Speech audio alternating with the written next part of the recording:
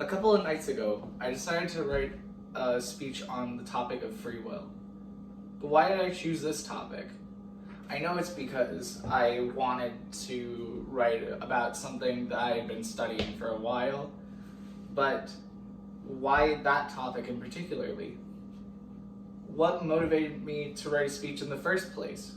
Was it my responsibility as a student, or was it something else? These are questions I'd like to elaborate on using three philosophers: Galen Strawson, Harry Frankfurt, and Susan Wolf. If you're not aware yet, I am a student at RCTC and have been taking the Introductory to Philosophy course. By the end of this speech, I hope to elaborate your thoughts on what this question means to you. Galen Strawson is a philosopher at Reading University, as well as the University of Texas, Austin. He talks about something called plausible cause, which is explained using this analogy. Say you have $10 and you need to buy a cake within a half an hour's time and you're really running late to this birthday party.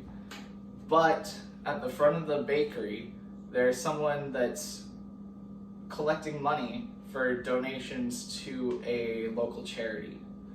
Do you, as a responsible person, choose to donate to the local charities fund, or do you go past the person and buy that cake that you really need for this party? Strawson argues that you should not have to take responsibility for your actions, whether you decide to donate or to buy the cake. Either way, you're under some sort of supervision of some superstitious idea or something like that. Essentially, people do not have free will.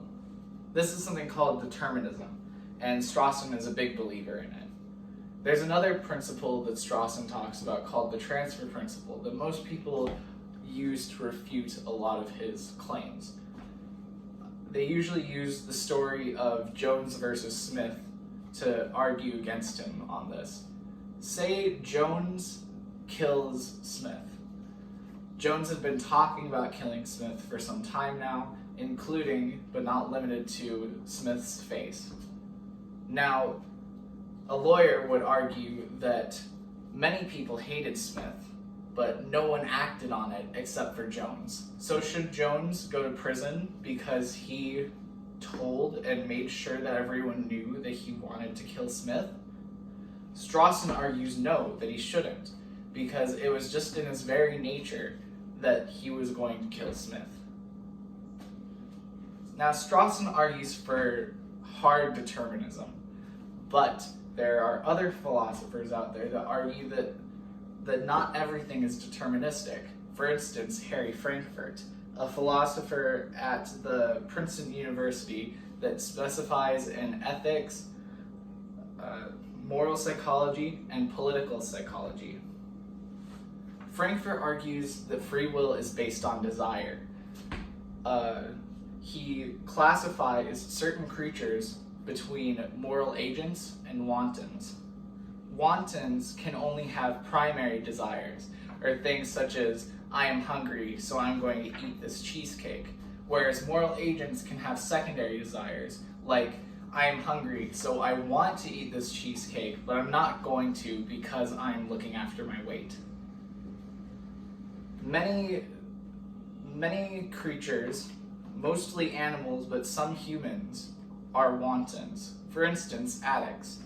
Addicts can only be wantons because most of their drives come after primary desires. So they need to get their fix, or they will not be able to function for the rest of their life. Now, Frankfurt elaborates more on how free will is something that can be learned. But Susan Wolf goes in more depth into why some people don't need to take responsibility for their actions. For instance, the criminally insane. Why should the insane, or people that don't have any capability of taking responsible action should have to take responsibility for their actions. She uses the story of Jojo, a small boy whose father, Joe, is a dictator. Now, Joe has taken Jojo on many trips to torture chambers or imprisonment camps, and many of the things that Joe does as a dictator of some foreign country. Now, Jojo grows up to enjoy doing these things, to enjoy torturing people, to enjoy imprisoning people for no reason other than emotional decision-making skills. Susan argues that Jojo should not have to take responsibility for his actions because it is in his very nature that these actions take place. Strawson, Frankfurt, and Wolff are all philosophers in free will. So my question to you is, what do you believe? Do you believe in determinism or indeterminism?